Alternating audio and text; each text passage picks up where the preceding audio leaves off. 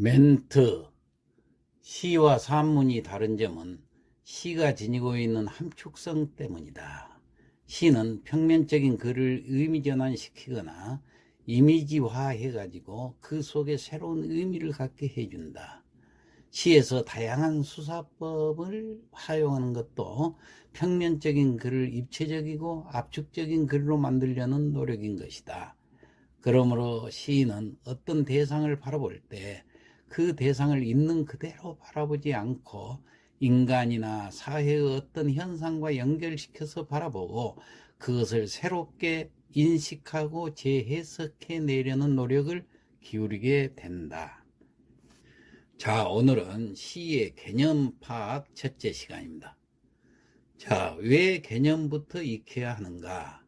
지금까지는 실제로 시를 쓰는 기본적인 방법들에 대해서 설명을 하고 실제로 시도 써보았습니다.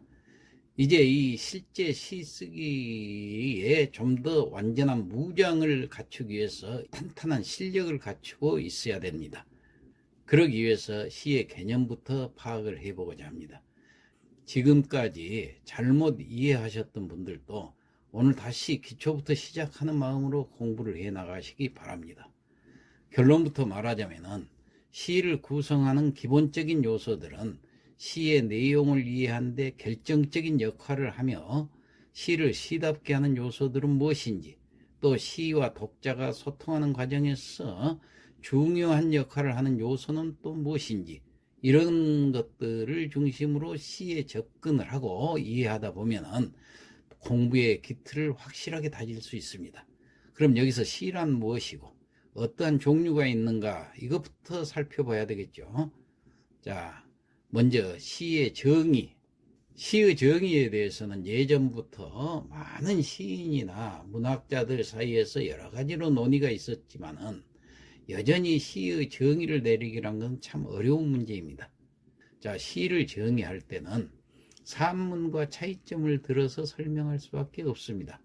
그런 측면에서 시란 일정한 운율과 아분을 가진 우문을 말하는데, 구체적으로는 시 작품을 성립시키는 각 시구를 가리킵니다.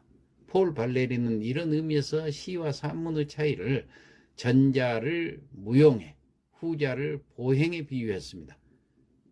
다시 말해서 산문은 보행과 마찬가지로 언제나 명확한 하나의 대상과 목적지를 가지고 있죠.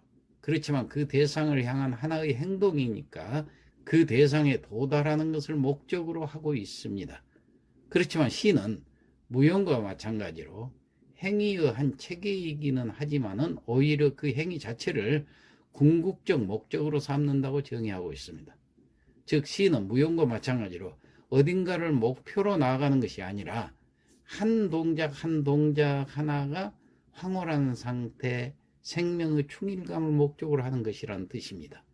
이 경우 보행과 무용의 공통점은 그때 사용되는 것이 육체라는 점인데, 이것을 시와 산문에 적용해 보면은 여기서 시에서는 육체가 아니라 언어를 사용한다는 것이 공통점입니다.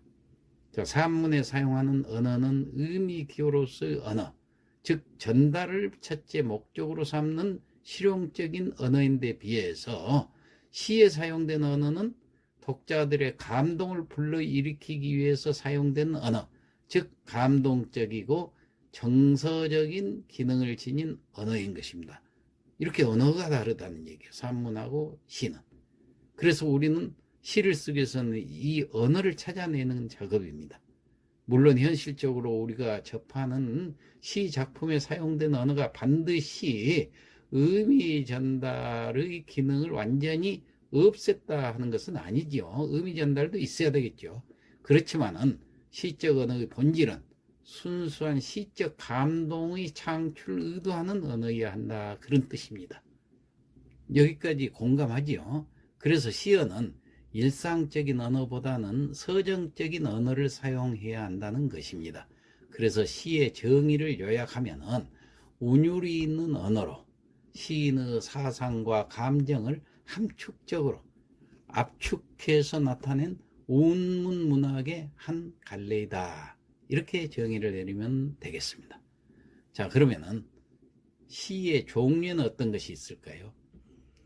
요즘 현대시라고 하면은 시인 개인의 서정을 주관적으로 표현한 서정시를 말합니다만은 시를 형식과 내용에 따라서 다음과 같이 일단 분류를 합니다.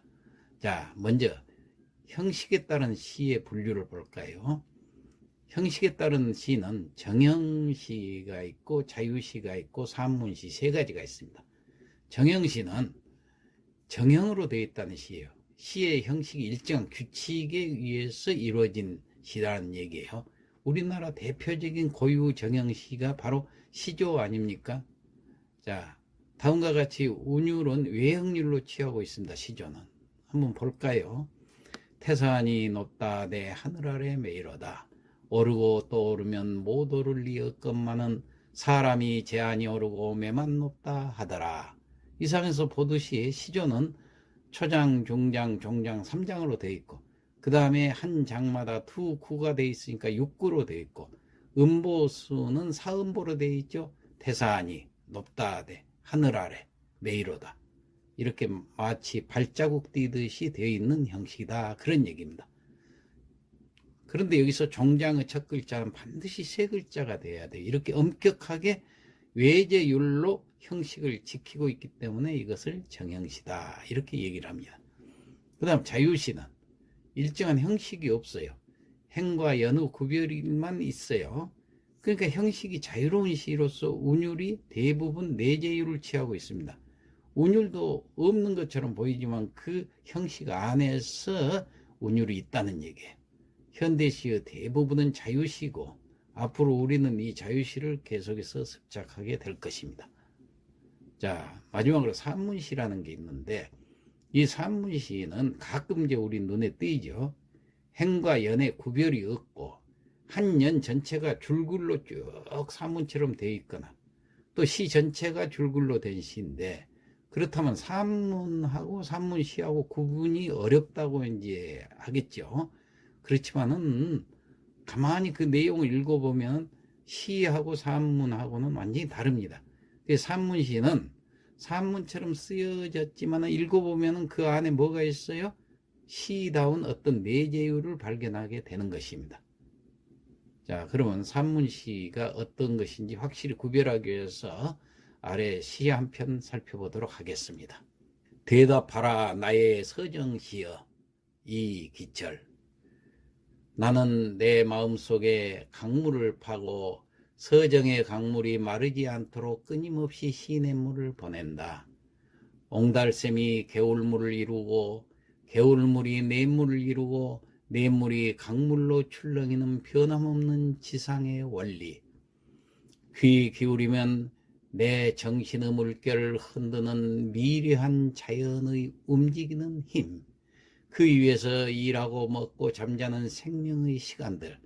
그래서 나는 그런 사물과 자연에 보답하려고 시를 쓰는지도 모른다.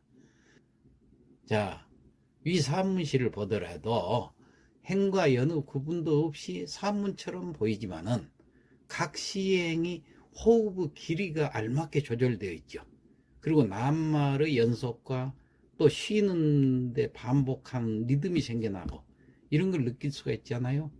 그래서 이 문장을 읽어보면은 산문 정신과 시 정신이 완전히 다르다는 것을, 구분되어 있다는 것을 우리는 깨달을 수가 있습니다.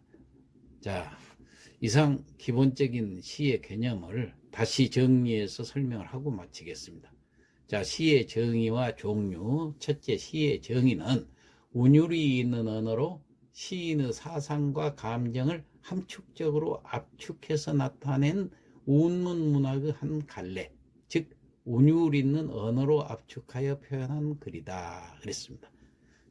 시의 종류가 있는데 시의 종류는 형식에 따른 시의 종류가 있는데 세 가지로 들 수가 있어요.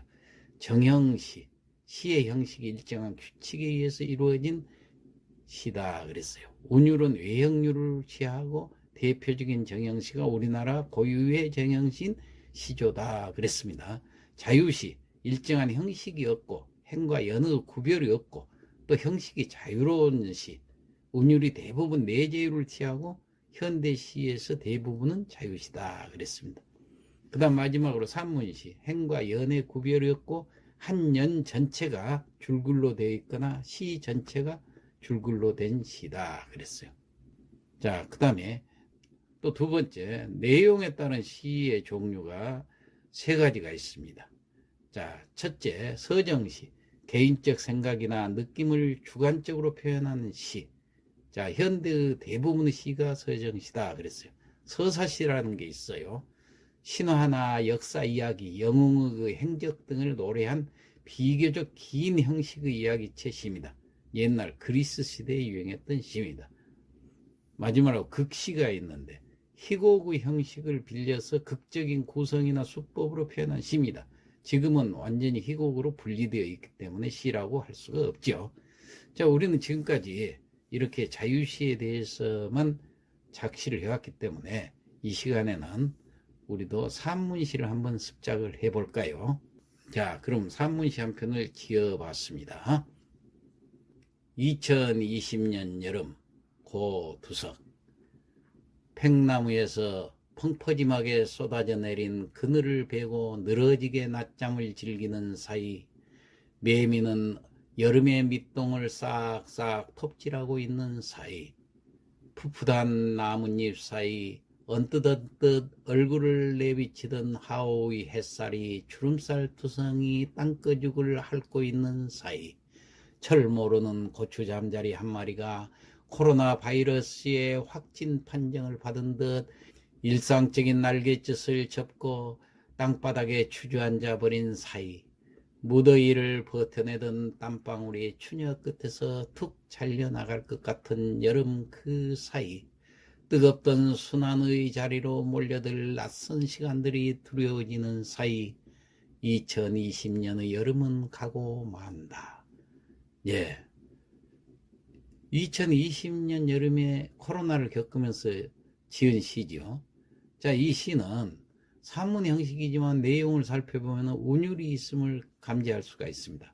특히 어떠어떠한 사이, 이게 가군을 의도적으로 사용해가지고 내재율을 살려나가고 있는 시입니다. 자, 시의 개념을 파악하기 위해서 우선 시란 무엇인가 정의를 내려보고 아울러 시의 종류에 대해서도 살펴보았습니다. 이상 마치겠습니다.